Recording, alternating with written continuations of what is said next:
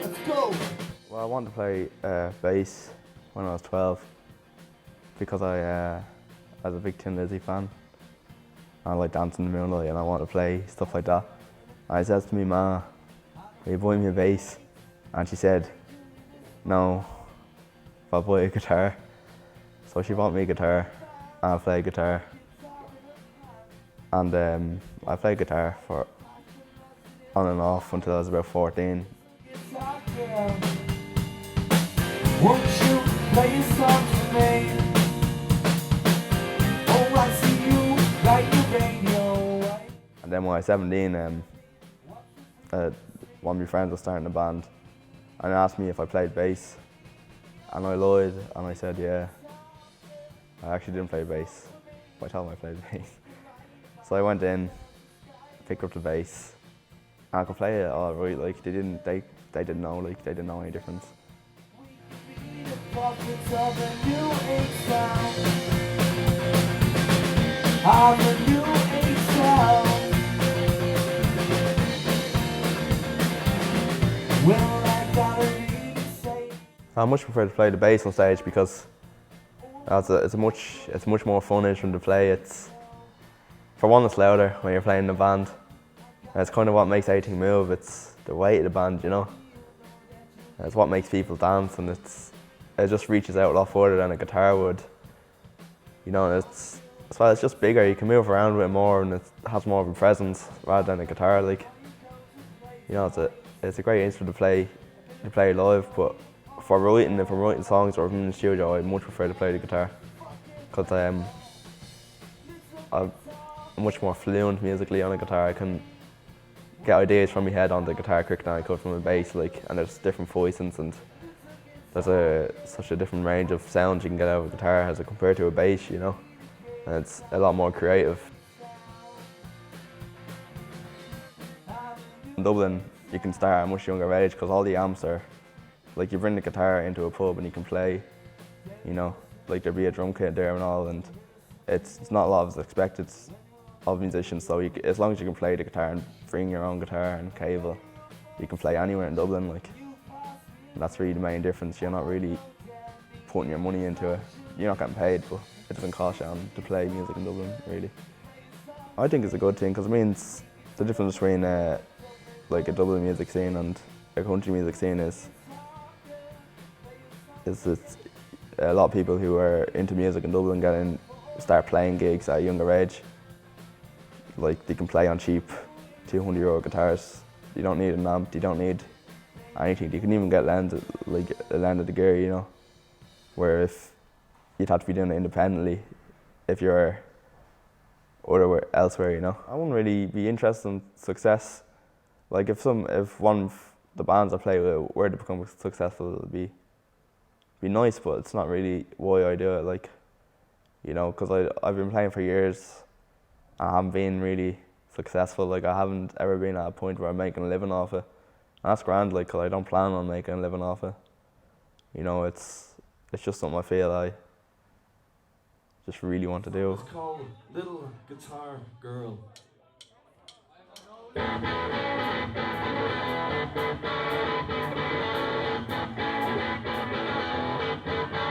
Let's go!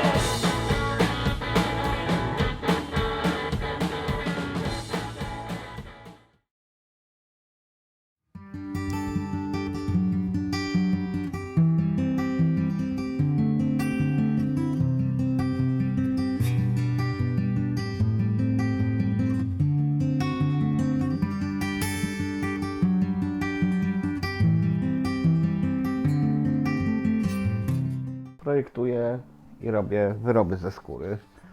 Rzeźbię skórę, staram się, żeby to była irlandzka skóra.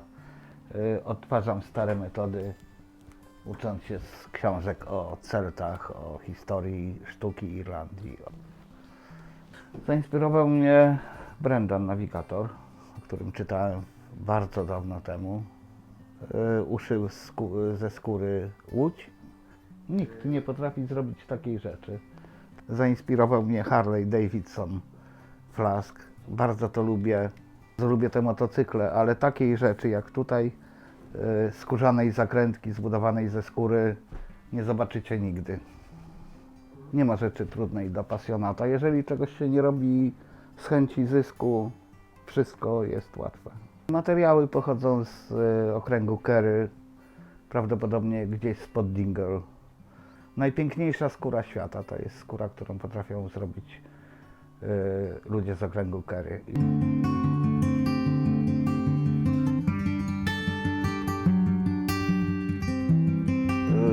Nie sprzedaję. Było olbrzymie zainteresowanie, ale uważałem, że firma nie jest gotowa do rozpoczęcia sprzedaży. Pomysł pochodził od kompletnie przypadkowej osoby. Nigdy nie lubiłem używać metalu w połączeniu ze skórą. Po prostu jest to bardziej funkcjonalne niż szkło. Każdy egzemplarz jest indywidualnie projektowany. Każdy jest ręcznie projektowany, każdy jest ręcznie rzeźbiony. Do każdej litery farba mieszana jest osobno.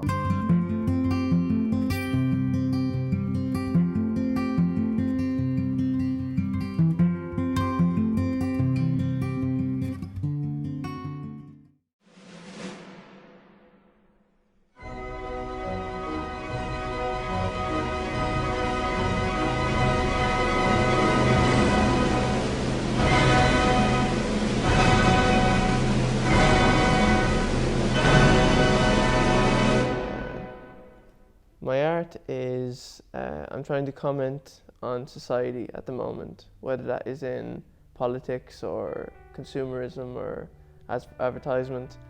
And oftentimes my posters are from the point of view of the people that have a negative impact on society, to kind of agitate the masses. The posters oftentimes are negative, but funny at the same time, I think.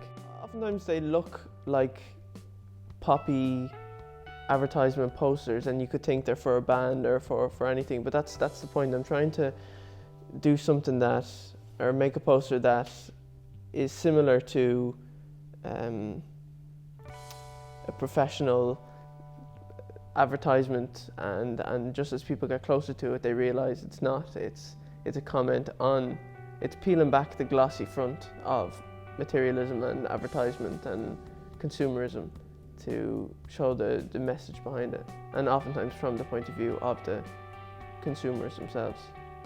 No, I don't think it's propaganda at all. I think it's taken what propaganda is. It's taken the idea of this communist fascist propaganda and turning it on its head to convey a different message. But never am I trying to convey one message. Never am I trying to make one person have one point of view. I'm just trying to make people think, just trying to aggravate people. I'm just trying to make people stop and think about the life that they're living.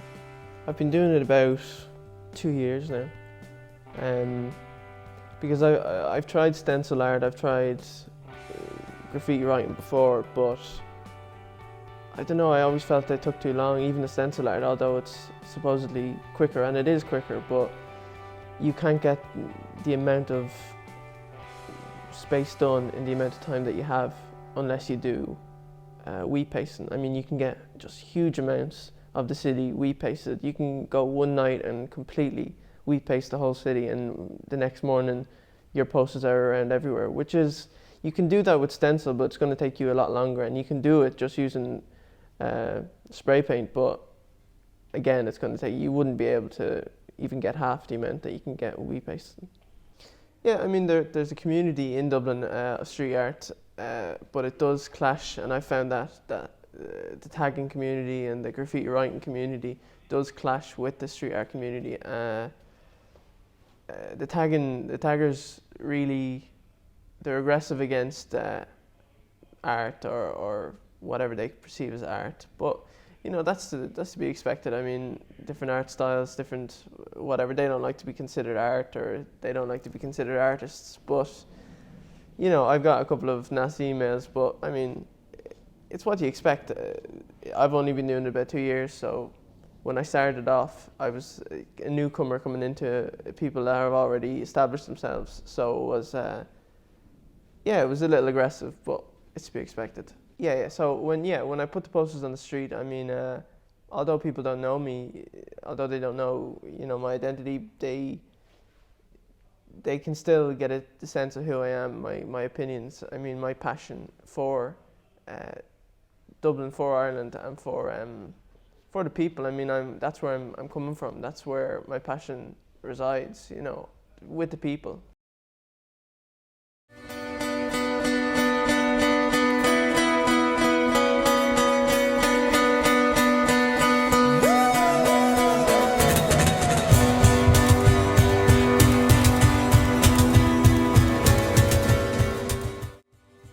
How you doing?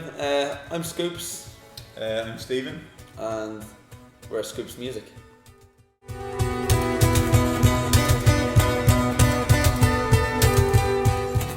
Well, initially it started off as myself over the last number of years, playing in pubs, playing in smaller venues, and then the original stuff really kind of started to take over as well, Yeah, it wasn't until I suppose almost a year ago now, I suppose, that we started gigging together. We started doing rehearsals together and kind of seeing where we could take the music that Scoops was writing as a two-piece initially.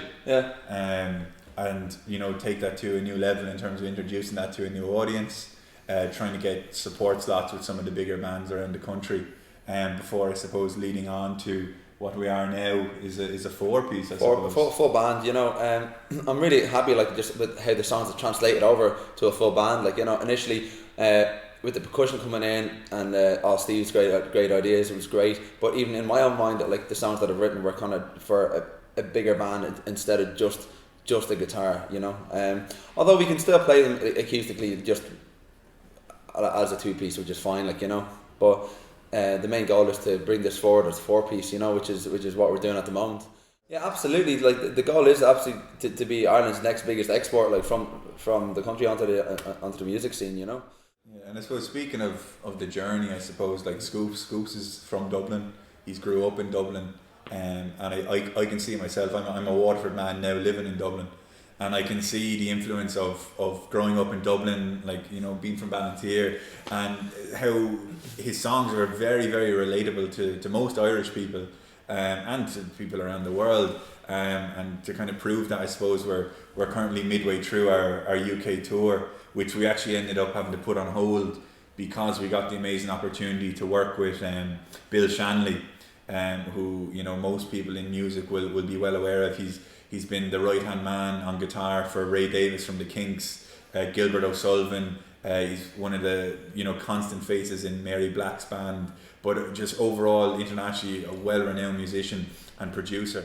The gig scene, the Irish music scene in Ireland altogether, right? So strong, so massive, strong, But Dublin's where you want to be if I can honestly say, being a Waterford man, coming to Dublin, it was the only way, especially if you're going the original music route. All the big venues are here. All the big venues are here. A lot of the acts are kind of based out of here, and obviously with the Tree Arena, the Olympia, Vicar Street, if that's your aim, you need to be in around that. And I suppose it's a growing industry, it's a booming industry in Ireland with a lot of great acts. But it's also a small industry in terms of you have to get to know people to try and pick up the gigs, and luckily we have a great team behind us who've been good at getting us good support slots. And as we said, we've had gigs where we played to a handful of people, but now thankfully we can say we've played gigs to over 1,000 people now at some of our gigs, and we've went abroad and had a couple of hundred at gigs to see.